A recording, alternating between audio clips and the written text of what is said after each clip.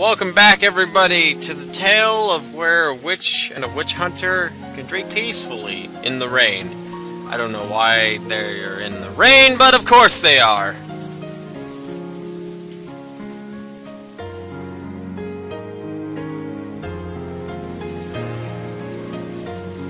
Oh yeah, that's true. Ballard's actually not in control of his piece. That's kind of interesting, actually. Ballard's piece is going on its own.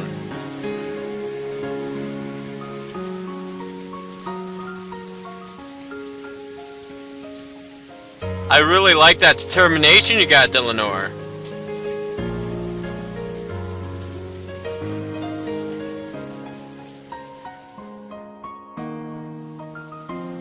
It's not a merciless killing, it's an honorable duel. It makes sense.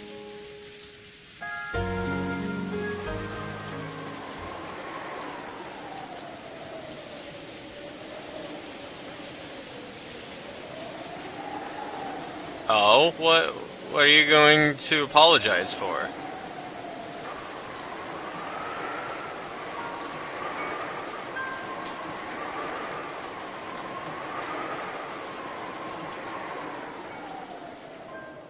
You threw the match? That was throwing the match?!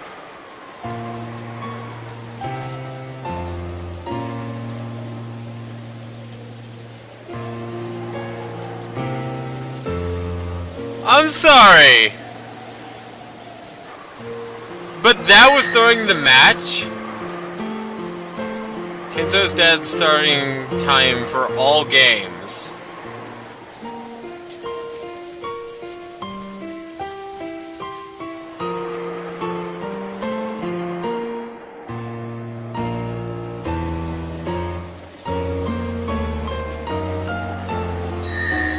Nox is second. It's forbidden for supernatural agencies to be employed as a detective technique. Wow, that's that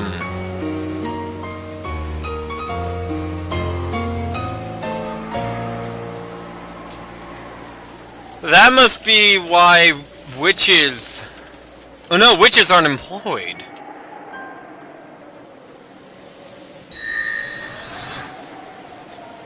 The window was never opened after it started raining.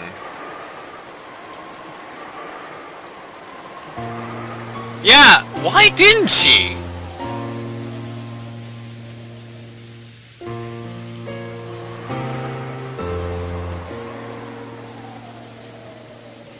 Is it because she was inexperienced?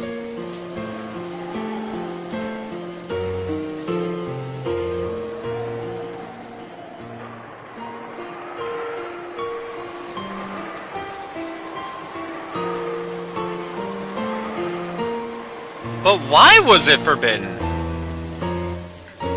How? How could Lambda Delta interfere? Why would she interfere?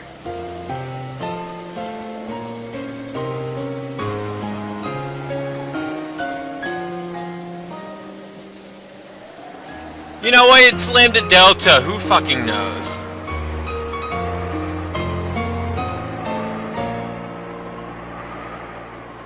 You know what? All is forgiven. It wasn't your fault. It was Lambda Delta's. That feels weird now saying that, because I've been calling him I've been calling her Lambda Delta the whole time, but no, it's Lambda Delta. Lambda Delta. Delta.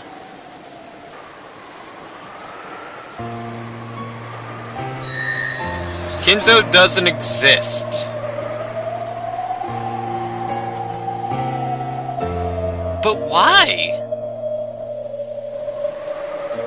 Yeah, they're conspiring. What are they after? The plot thickens. Hold on. The plot just fucking thickened there. What the hell are those two bastards after? It's hard to imagine those two are conspiring at a time like this. Yo, did you actually see the end of Umineko when they cry? 'Cause I did. That was some bullshit right there.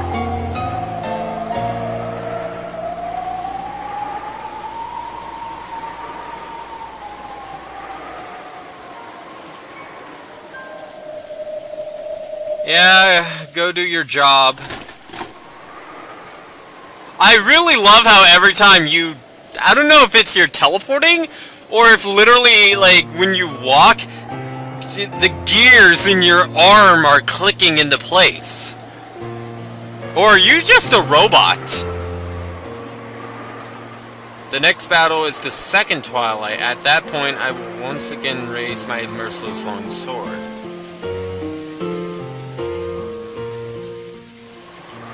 So that's after we saw what was going on.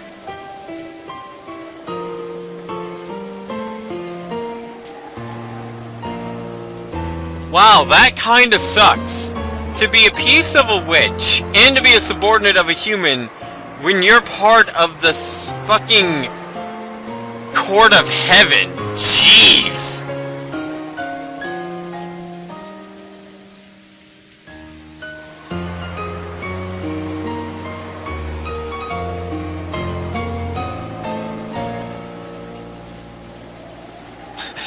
Yeah, you and me both, Butler. Eureka really pisses me off.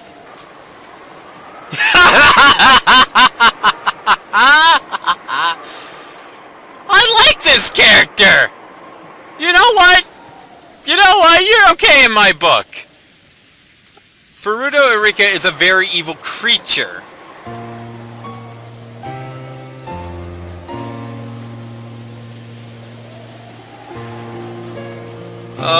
Yeah, she's not going to like Butler at all.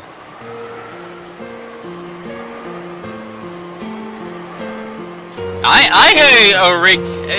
hate Eureka for a number of things. The first thing is that she's stealing a name.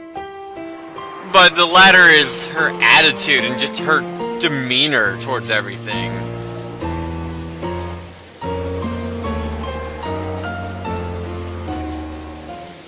It really is weird. It's almost like the reverse of everything up to this point. In this chapter, the witches are good, and the heaven is evil. But Nate remembers chapter 3. Because I remember chapter 3, I'm also expecting that this could be a fallacy. That maybe she's trying to mislead me. I'm not gonna believe that a member of the court of fucking heaven would mislead me, but angels would do anything to get the results done, even if a couple of humans had to die or, you know, get hurt in the process.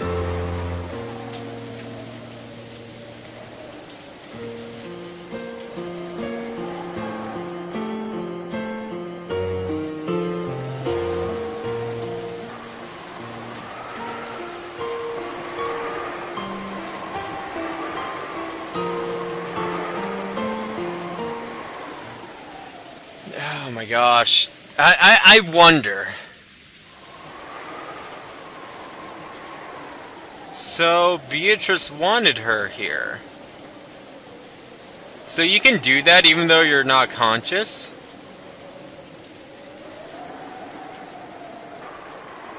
Oh yeah. That's right.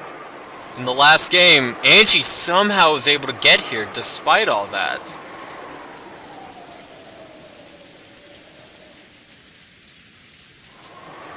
Whoa, wait a minute.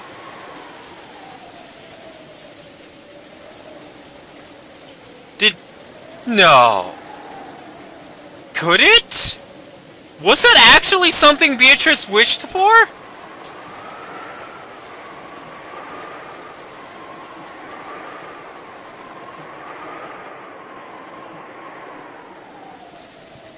Yeah, actually, if Beatrice invited Eleanor, Baller's here, she is here, Beatrice is here. If all that's true because this child willed it, Who's not to say that all along Beatrice wanted Ange there?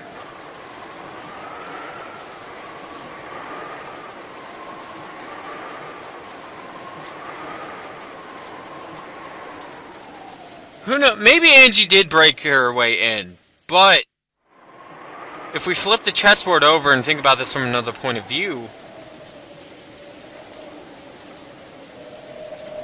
what if the whole time there was something like, what if Beatrice wanted Ange to save Maria? Remember, Beatrice only revived Rosa because Maria willed it.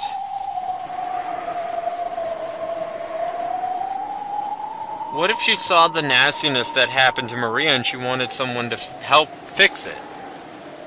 I don't know. I've gone back and forth. I've gone on one end saying that Beatrice has been manipulating Maria this whole time. But in a Bronx tube where like both truths are a thing, she could have also at the same time realized that something was wrong with Maria. And Maria could have been the one that she wanted to be pure the whole time.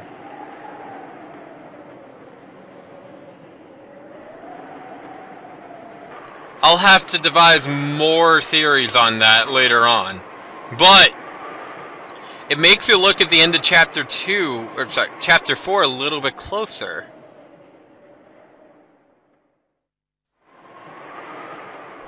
What the fuck? Why?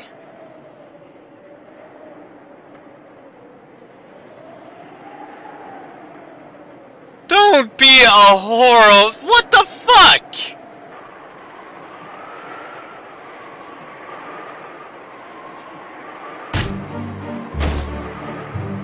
That's just not okay. That's not right.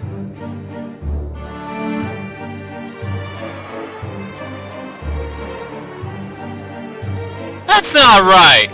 That is not okay. Even Beatrice didn't punish her fucking demons for not getting the job done. Granted, she got mad, but I've never seen her punish her own demons. This fucking bitch, on the other hand.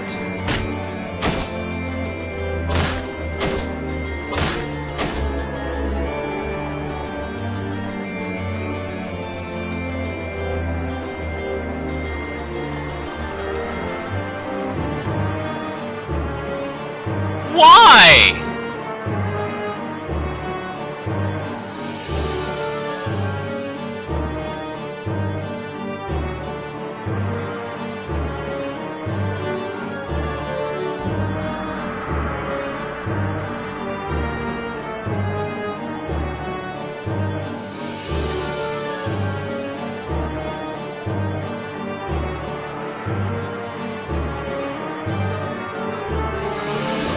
This is not okay! What the fuck? This is bullshit!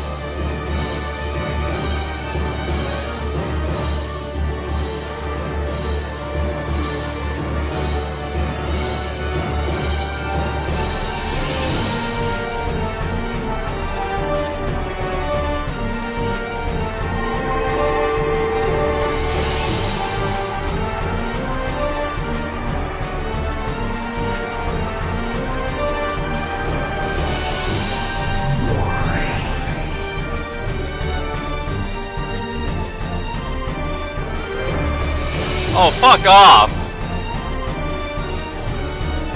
You are sick and twisted!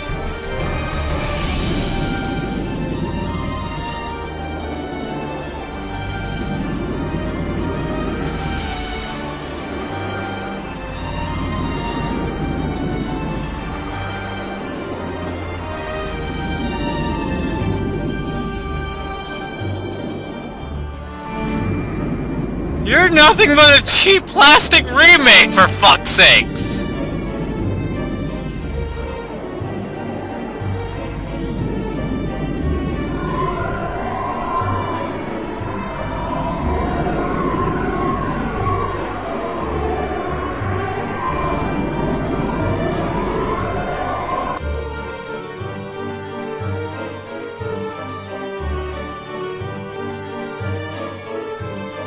I hate Eureka so much.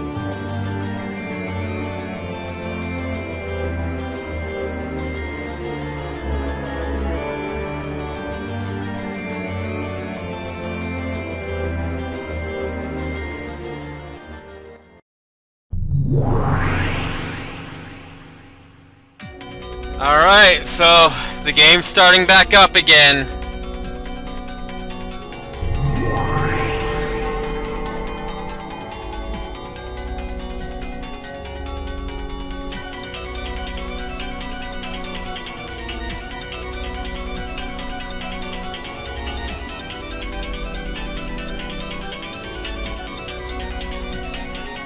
Wait, where did these letters appear from?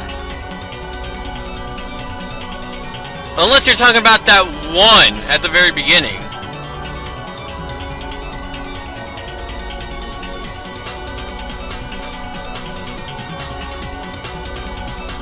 So we get to see what happened here. Well, no, we already did see what happened.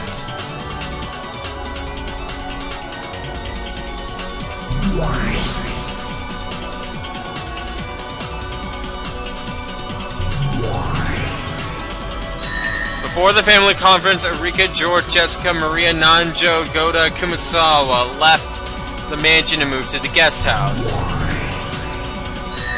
Of those who remained, only Cross, Natsui, and Genji were in the second floor corridor, while all the others were in the dining hall.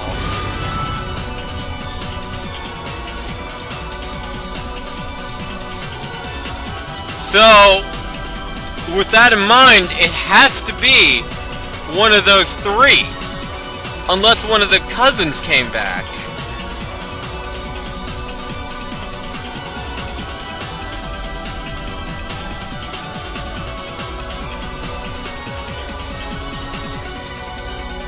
We have denied this in the past with Bottler. But because she's so fucking amazing, she'll probably do it. Just like immediately.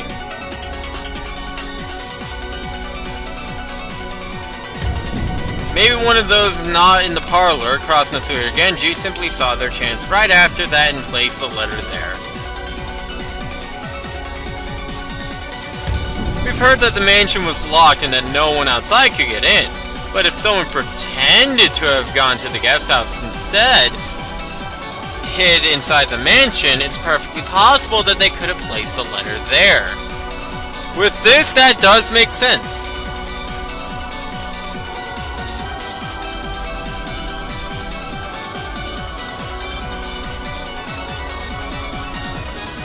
Right, the knock would mean someone would have to exist.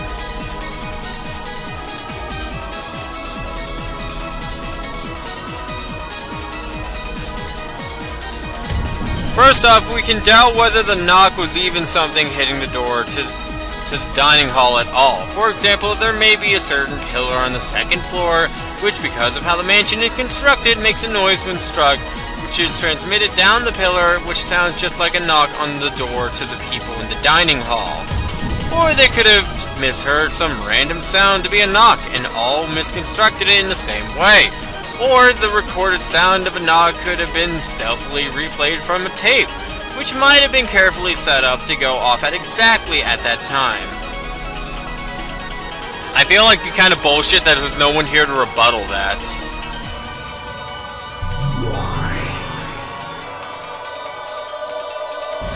Okay, maybe Lambda Delta. Oh, shit. A couple of red troops from Lambda Delta. She doesn't give those out for free.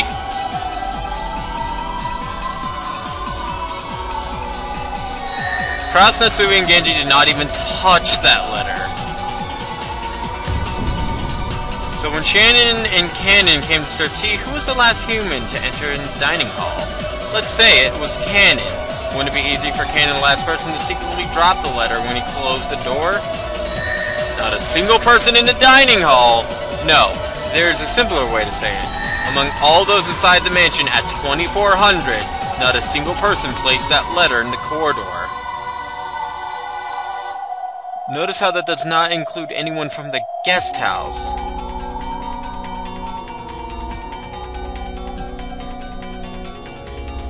Someone who existed outside of the mansion at 2400 placed the letter somewhere other than the hallway beforehand. Then it was moved by some means and ended up in place in the hallway. Just an example, let's say it was stuck to the bottom of a serving cart and the servants were pushing. It was simply glued there in a way that would make it come unstuck after a certain amount of time. When it eventually fell off, it became the letter left behind by the witch who shouldn't have existed. In other words, this is a classic trick where the truth sender gives themselves an alibi by making the letter appear in a different time.